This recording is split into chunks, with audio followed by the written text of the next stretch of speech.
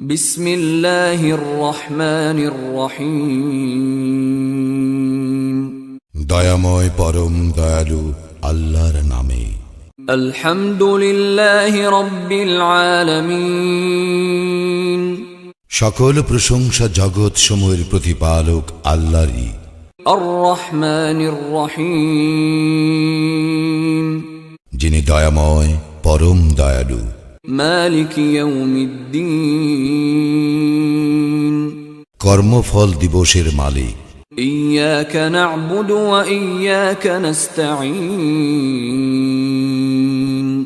আমরা শুধু তোমারই ইবাদত করি, শুধু তোমারই সাহায্য প্রার্থনা করি।